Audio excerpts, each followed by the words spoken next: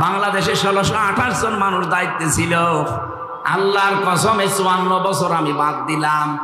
শুধুমাত্র 5 বছরও যদি এই টেন্ডেন্সি নিয়ে এই 1628 জন মানুষ দায়িত্ব পালন করে দেখাতো, এ দেশটা মিনি জান্নাত হয়ে যেত।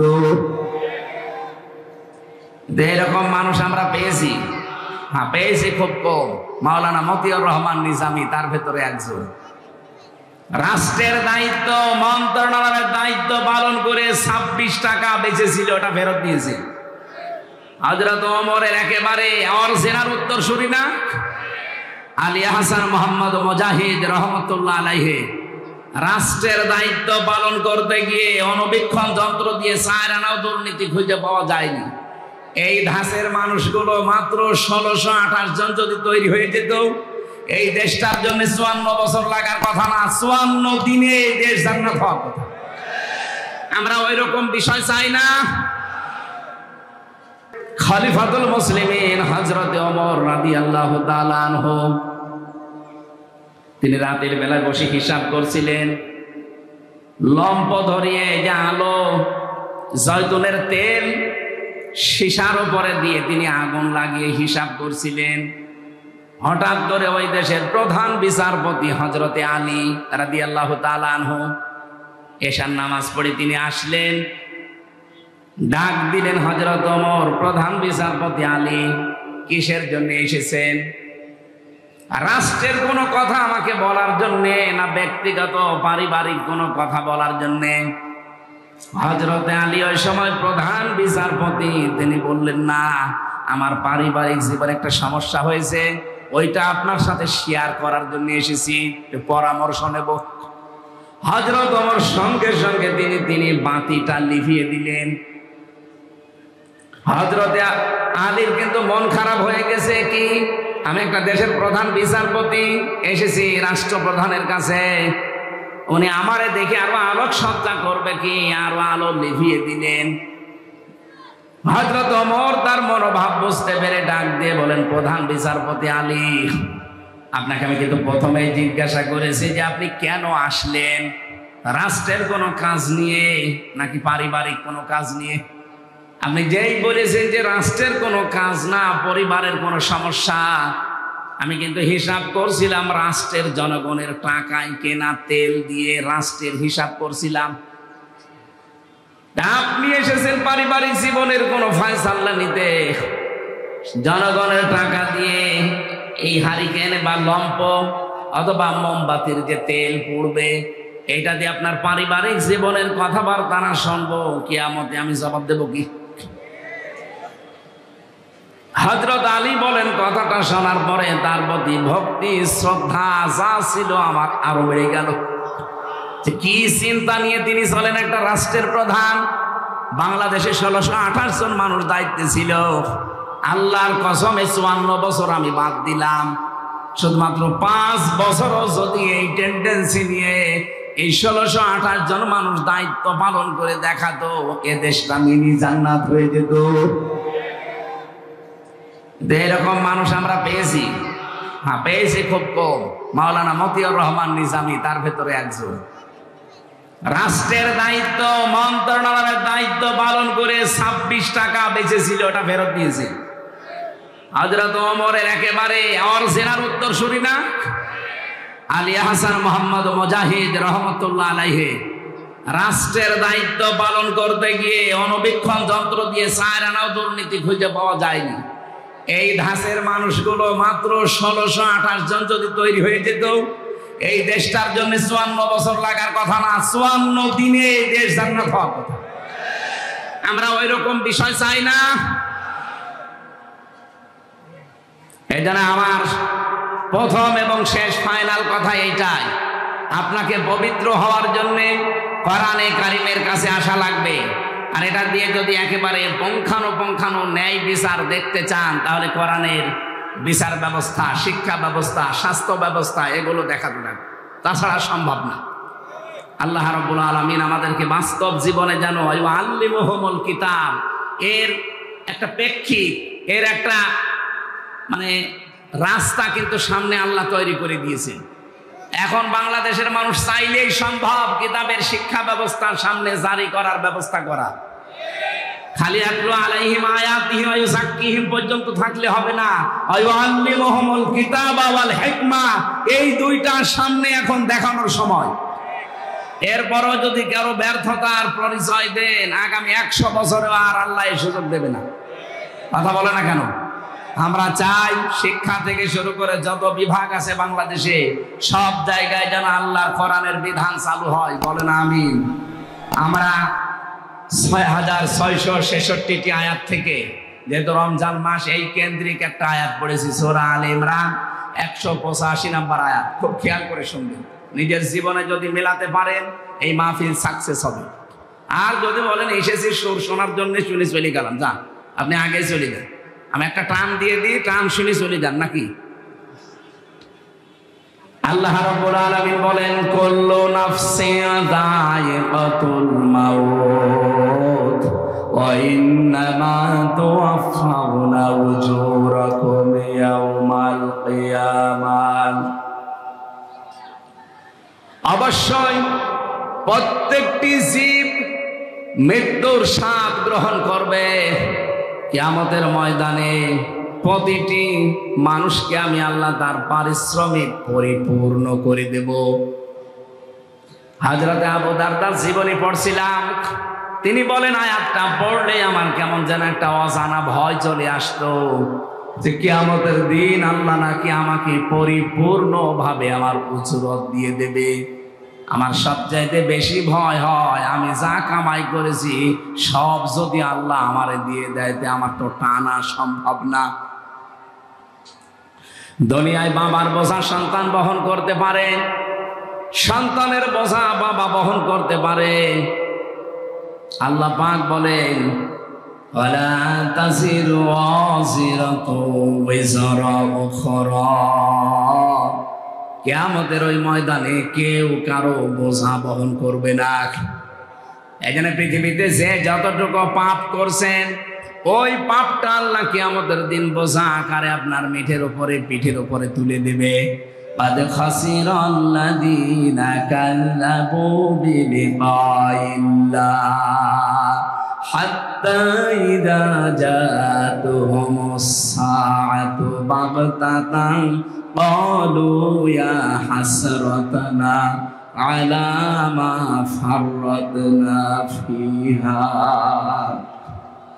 সূরা আনামের 30 নম্বর আয়াতে আছে, অবশ্যই ওই মানুষগুলো ক্ষতিগ্রস্ত হয়ে গেছে, হবে না। কদ খসিরা মাজির সিগা, অবশ্যই ক্ষতিগ্রস্ত হয়ে গেছে, সর্বনাশ হয়ে গেছে ওই মানুষগুলোর জন্য। কিয়ামতের দিন আল্লাহর সাথে যে সাক্ষাৎ হবে, আল্লাহর সামনে যে জবাব দেওয়া লাগবে, উনি যে পরিপূর্ণভাবে আপনাকে পারিশ্রমিক দিয়ে দেবে, এটা যারা বিশ্বাস করে না।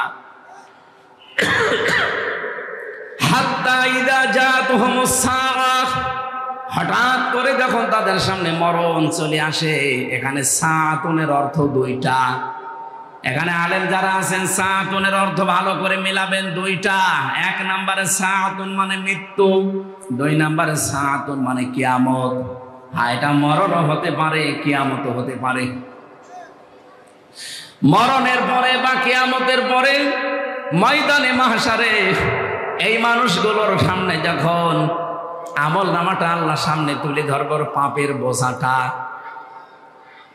হঠাৎ ওই মানুষগুলো আল্লাহকে বলবে, ক্বালু ইয়া হাসরাতানা, আফসোস, আলা মা ফাররাতনা ফিহা, পূর্বে যা পাঠিয়ে রেখেছিলাম ওইটার দিকে তাকাবে আর আফসোস করবে আমি কেন পাঠালাম এইটা। এতটুকু আল্লাহ যদি শেষ করে দিতেন আমি আয়াতটাই পড়তাম না। এর পরের শব্দটা আমাদের জন্য, অহুম ইয়াহমিলুনা আওসারহুম আলা দুহুরিহিম আলা সামা ইয়াজিরুন। রাব্বুল আলামিন বলেন, অ মানে এবং হম মানে তারা, ইয়াহমিলুন এটা হামালা, ইয়াহমিলু মানে বহন করা। এটা মজারে বর্তমান ভবিষ্যৎ প্রেজেন্ট ফিউচার। ঝাড়ের বহু বচন ঝাড়, জুহুর মানে পিঠ। আল্লাহ পাক বলেন এই একটা কিতাব আপনাকে আমি দিয়েছি, আপনার প্রতি এটা নাজিল করেছি এই কারণে লিতুখরিজান নাসা মিনাজ যুলুমাতি ইলান নূর, আপনি মানুষদেরকে অন্ধকার থেকে বের করে নিয়ে আসবেন আলোর দিকে। ঠিক এরকম সেম কথা দিয়ে, এরকম ক্যাটাগরি দিয়ে আল্লাহ আরেকটা আয়াত নাজিল করেছেন সূরা নেসার 105 নম্বর আয়াত, ইন্না আনজালনা ইলাইকাল কিতাবা বিল হাক্কি লিতাহকুমা বাইনান নাস বিমা আরাকাল্লাহ ইলা আখিরি আয়াত। আল্লাহ তাআলা বলেন অবশ্যই আমি আপনার প্রতি কিতাব নাজিল করেছি, কেন? লিতাহকুমা বাইনান নাস, আপনি এইটা দিয়ে মানুষের ভেতরে ন্যায় বিচার করবেন। কিভাবে করবেন? বিমা আরাকাল্লাহ, যেভাবে আল্লাহ আপনাকে দেখিয়েছেন। দেখেন দুইটা আয়াতের প্যাটার্ন কিন্তু প্রায় একরকম। নবীজি তো ফাজল শব্দ দিয়ে আরম্ভ করতে পারতেন, আফজল দিলেন কেন? পৃথিবীতে সবচাইতে বড় নেকির কাজ নফলের ভেতরে এর চাইতে উত্তম আল্লাহর কাছে আর নেই। এই জন্য আহলুল কোরআনি হুম আহলুল্লাহি ওয়া খাসসাতু বলা হয়েছে। যারা কোরআনওয়ালা লোক এরা শুধু আল্লাহর পরিবারের লোক না, এরা নির্দিষ্ট এবং খাস ব্যক্তি। সেই কোরআনওয়ালা হওয়ার জন্য আজকের এই আয়োজন আমাদের, নাকি? আপনি আয়াতের দিকে একটু খেয়াল করে দেখেন, আল্লাহ দুইটা আয়াত নাজিল করার মানে প্যাটার্নটা একরকমই প্রায়। বললেন আমি আপনাকে কিতাব দিয়েছি, কি করবেন? আপনি মানুষকে অন্ধকার থেকে আলোর দিকে বের করবেন। দ্বিতীয় আয়াতে বললেন আপনাকে আমি কিতাব দিয়েছি, কেন? মানুষের ভেতরে ন্যায় বিচার করবেন। কি বুঝলেন এখান থেকে? কোরআনে কারিম দিয়ে আমরা যারা এই যে এতক্ষণ 3-4 জন মিলে আমরা ডাকলাম আপনাদেরকে, অন্ধকারের পথ বিভিন্ন রকমের আছে, এই অন্ধকার থেকে আলোর পথ ইসলামের দিকে আহ্বান জানালাম। হ্যাঁ, এটা আহ্বান জানানো সম্ভব কোরআন দিয়ে এবং সহজ সরল। তামাম দুনিয়ায় অবস্থা হয়তো একরকম না, কিন্তু এটা আমরা কোরআনে কারিম দিয়ে মানুষদেরকে অন্ধকারের ভেতর থেকে আলোর দিকে বের করার জন্য সারা পৃথিবীতে, বিশেষ করে মুসলমান যারা, তারা চেষ্টা চালাচ্ছে কম বেশি। কিন্তু লিতাহকুমা বাইনান নাস, কোরআন আপনার পথে আমি নাজিল করেছি এই জন্যে। কি জন্যে? মানুষের ভেতরে যেন আপনি ন্যায় বিচার করতে পারেন। এটা কিন্তু বাস্তবে এখনো সম্ভব হয়নি। কথা বলে না কেন? রাসূলুল্লাহকে আল্লাহ যে 4 দফা কর্মসূচি দিয়েছিলেন, 2টা প্রথমে, 2টা শেষের দিকে, 4 জায়গায় আল্লাহ এই আয়াতটা, একই আয়াত ধরন পাল্টিয়ে শুধু শব্দ এলোমেলো করে নাজিল করেছেন। সূরা বাকারা 129 নম্বর আয়াত, সূরা বাকারার 151 নম্বর আয়াত, সূরা আলে ইমরানের 164 নম্বর আয়াত, সূরা জুমার 2 নম্বর আয়াত। আয়াতগুলোর কথা সব এক, খালি একটু শব্দ এলোমেলো আছে। আল্লাহ রাব্বুল আলামিন বলেন ওয়াল্লাযী বাআসা ফিল উম্মিয়িনা রাসূলাম মিনহুম ইয়াতলু আলাইহিম আয়াতিহি ওয়া ইউযাক্কিহিম ওয়া ইউআল্লিমুহুমুল কিতাবা ওয়াল হিকমা ইলা আখিরি আয়াত। তিনি সে আল্লাহ যিনি তোমাদের কাছে উম্মীদের মধ্যে, নিরক্ষর মানুষদের মধ্যে একজন রাসূল পাঠিয়েছেন। কি করতেন তিনি? ইয়াতলু আলাইহিম আয়াতিহি, তোমাদের কাছে তিনি আল্লাহর আয়াতগুলো তেলাওয়াত করে শোনাতেন। আয়ুযাক্কিহিম, তিনি তোমাদেরকে পবিত্র করতেন। আয়ুআল্লিমুহুমুল কিতাব, তিনি তোমাদেরকে কিতাবের শিক্ষা দিতেন। আল হিকমা, তিনি তোমাদেরকে হিকমত শেখাতেন। কথাগুলোর দিকে খেয়াল করে দেখবেন, যারা আলেম আছেন তাদেরকে বলছি। প্রথম নবীজিকে বললেন ইয়াতলু আলাইহিম আয়াতিহি, আল্লাহর আয়াত বলতে কি বলেন তো? কোরআন। আরো জোরে বলেন। আল্লিমুহুমুল কিতাব, কিতাব বলতে কি? একই কথা 2 জায়গায় দিলেন কেন? তাফসীর মাহফিলে আলেমরা আসবে এই কারণে, আর যারা সাধারণ মানুষ তারা আসবে এই কারণে, এটা যেন শুনে আপনারা সওয়াব পেয়ে বাড়ি চলে যান। আর ওনাদের জন্য এইটা না, ওনাদের জন্য চিন্তা ভাবনার খোরাকি আছে এখানে। আফালা ইয়াতাদাব্বারুন আল কোরআন, কি হয়েছে তোমাদের? কোরআন নিয়ে কেন চিন্তা ভাবনা করো না? আমরা আয়াতুল্লাহ বলতে আল্লাহর কিতাব বুঝি, কিতাবুল্লাহ বলতেও আল্লাহর কিতাব বুঝি। রাসূল আসবে, উনি আল্লাহর আয়াত তেলাওয়াত করে শোনাবে, তিনি পবিত্র করবে আমাদেরকে, এরপরে আবার বলেন তোমাদেরকে কিতাবের শিক্ষা দেবে। কি এটা? কি প্রথমে যে দুইটা কাজ তিনি ইয়াতলু আলাইহিম আয়াতিহি, আল্লাহর আয়াত তেলাওয়াত করে মুহাম্মদুর রাসূলুল্লাহ শুনিয়েছিলেন। আয়ুযাক্কিহিম, এটা দিয়ে তিনি পবিত্রও করেছিলেন, হয়তো ব্যক্তি পরিবার এ পর্যন্তই। এরপরে আরো দুইটা শব্দ আছে, আয়ুআল্লিমুহুমুল কিতাবা ওয়াল হিকমা। এই দুইটা করতে গেলে অবশ্যই আপনাকে কিতাবের শিক্ষা হিকমতের সাথে এটা বাস্তবায়ন করা লাগবে। ওই জামানায় আরবদেরকে নিরক্ষর বলা হয়, উম্মি বলা হতো। ওরা যতদিন পর্যন্ত কোরআনে কারীম তেলাওয়াত করেছে, নিজেদের ভেতরে সংশোধনী চালিয়েছে, এ পর্যন্ত কোনো সমস্যা দেখা দেয়নি। কিন্তু যখনই আয়াতের এই পরের দুইটা শব্দ আল্লিমুহুমুল কিতাব, তিনি তাদেরকে কিতাবের শিক্ষা দিয়েছেন, মানে কিতাবের এটা বাস্তবায়ন করে দেখিয়েছেন। আল হিকমা শব্দের ব্যাখ্যা পড়লে আপনি এটা ক্লিয়ার পেয়ে যাবেন ফি জিলালিল কোরআনের ভেতরে। হিকমা শব্দটা হাকামা থেকে এসেছে। আমরা যারা বিশেষ করে কামেলে যারা পড়ে বা পড়াই, তারা দেখবেন এই যে আমরা হাকিম বলে মানুষকে জানি, পৃথিবীতে হাকিম কিন্তু খুব বেশি মানুষ ছিলেন না। আমরা একজন হাকিমের নাম বেশি শুনি, তার নাম হযরতে লোকমান হাকিম। লোকমান কি ছিলেন? কি জবাব দিলেন না? আমাদের দেশেও হাকিম আছে না? নেই? গাছতলায় বসে আছে, হাত দেখে বলে দেয় যে 3 বউ হবে, হাকিম। আরো বিভিন্ন রকমের হাকিম। রোজার মাস তো চা তো খাওয়া যাচ্ছে না, আর এক ঝামেলা। কাশি উঠে পড়লে তো আর এক সমস্যা করতে।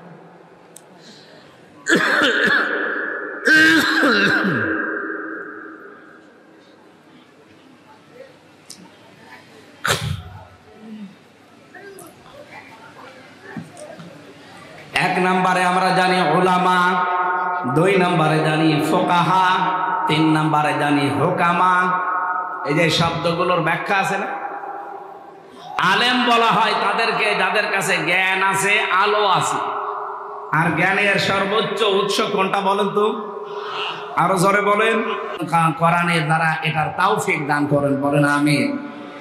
নবীজি 4টা কাজ করেছিলেন। প্রথম নাম্বার, তিনি কোরআন তেলাওয়াত করে মানুষকে শোনাতেন, মানুষদেরকে পবিত্র করতেন, তার নফস, তার পরিবার, তার সমাজ, এভাবে তিনি চেষ্টা চালিয়েছিলেন। কিন্তু আল্লিমুহুমুল কিতাব, এটা যতদিন পর্যন্ত তিনি কায়েম করতে না পেরেছেন, ততদিন সুদ বন্ধ হয়নি, ঘুষ বন্ধ হয়নি, সাদাবাজি ওই জামানায় ছিল, ওইটাও বন্ধ হয়নি। কথা বলেন ঠিক কিনা?